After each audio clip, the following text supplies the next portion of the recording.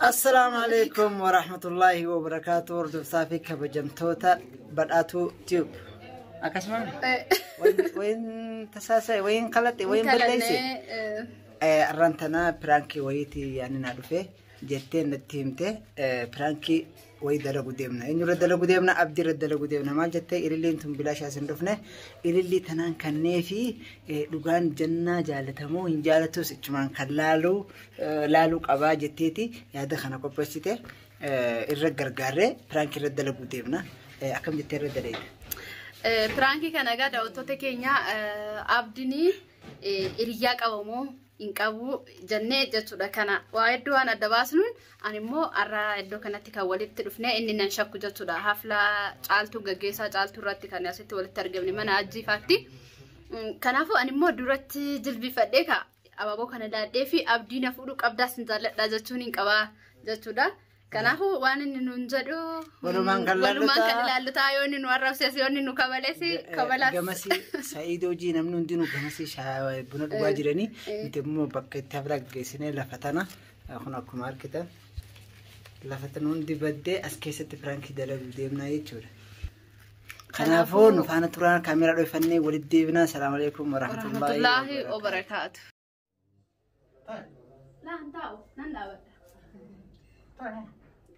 أجل يوم جولين بنا قارت أنا ورا جيسي بنا أنا لقيتني تقدر ديام جيسي أبدي أسيق أفتون برباد سجين لا أسمع تاي أمته ما كان الدرات تواتو بسيق أفتون بربادي قافت بقى ما قافت برباد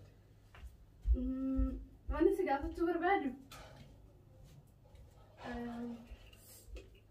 مان واسيق أفتون بربادي سبحان الله لكن لو تنفعنا في أسماء الأبد ما صار مبرر أسماء تجولين كنا كم سارق واسقة فتور بعدين قافت بقى ما تنسى هاي ده ديم بنا سجلافته بنا جلافته نيجي بنا ده سيام جل ديم مرات بنا أني دوجين في درا دوجين تنو أيوه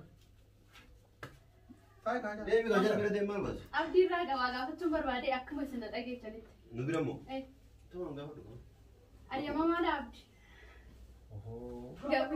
وان لو سوى تسفان وان لو سوى أنت نسيت سنزل والله إنسان رجع سنزل تانتر والله نما كنا راتنا كانوا سي أبدي كاني أبا بان جارا كنا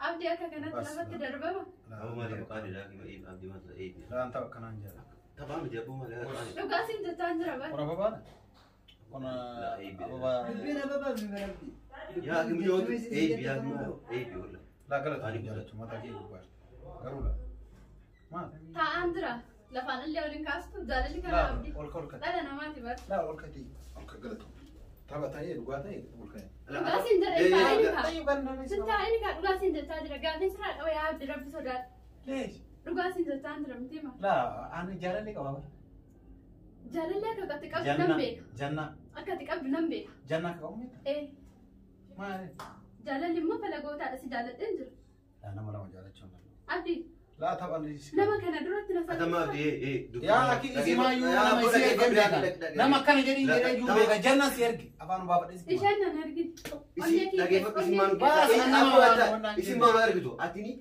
irgesi wan kasih dia sih nubira mal bakal aku gabafte wanda kanan ta usirri miti ma jadi nak kami umat beres terus mujo aku umat operating kamu tuh mar jalan begitu أنت بتعرف أما ما نفهم تاوتان kan خلاص جنة سيرك جنة نرجع ولا كيو تستنا إرج سدالتون دندو دلنا ما نبر خلاص دي كمان أقول يلا أنجالا لك أولا أبدي جالله كبات تست أكا تكاب نمبيك أبد lagi ما على mari ma جنة ما أقول jangan mal kota mal kota itu syariah berharga beri ya isi ke jangan mal harga jangan Faya apa kata? Nama harus saya budi. أبدي أكا نمتين Garuk kali budak.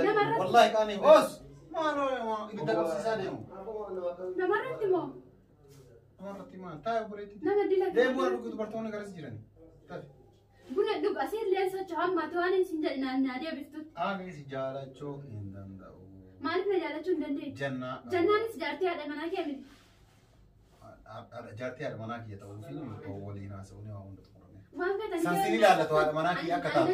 Ani nan jaalladha. Sin jaalladha ati jechuudha. Waan si jaalladhee fiyyuu waan si jaalladhe tokko namni tokko jechuudha. Jannaa fi si wal faana fuudha. Maal rakkoo qaba? Jannaa gaafadhuuti natti. Jannaa maafan gaafa qonnee kee gaafa. Gabbaa wal faana kan irratti wanti hin jeenaati. Yaa kamti wanti qalbiidhaan si qonnee keetiin gaafadha. Lakki ni barbaadu. Asuma dhaabadhuuti natti waan naan Laa wayii jechuu waasitti na qotu. lakki dhiisa asuma dhaabadhuuti waan naan jechuu barbaadde naan jedhe. Akkootu mana keessa siin jiru. Ummatuma kanarratti dhaga'uu barbaade. abdiin si mudhii si jaalladha jaayidhaa nama dhalaa kan nama dura janna yoom janna nu dura dhufteetu si jaalladha si jedha. Nama kanarra dhaabadhee dhugaan jaalala si beeka kan nuti namni mashakka wallahi maasha Allah doona taateen qaata fuudhe wallahi garuu ta'eeti Dhiira waan danda'u waan sagantaa nalaa sagantaa kiyyaa. abdii taa'e. Wallahi bilaan ta'u. Taa'ee dhiisi taa'e. Dhiisi kootu tola hin Namaan gandi deemuu fi itti gana. Ta'i hin deemuu ganna dhiisi ta'i. Kootu asitti piraanki si gochuu jira. Dhugaa piraanki si gochuu jira. Sila waan fedhallee ta'e dubarri tokko Jadii maa akkana. yalla gataa afraan Laa jadii Kootu yoo kaagattaa. ana hareen jiru wallahi hareen. Kootu gadi ta'a. Leesha akkana kaasu. firaankiidha Abdii. Laa maa akkana. Dhaggeeffadhaa. Wallahi ta'u warabba qaaba. nuti himattee jirti Eebi garuu. eebiin Wallahi.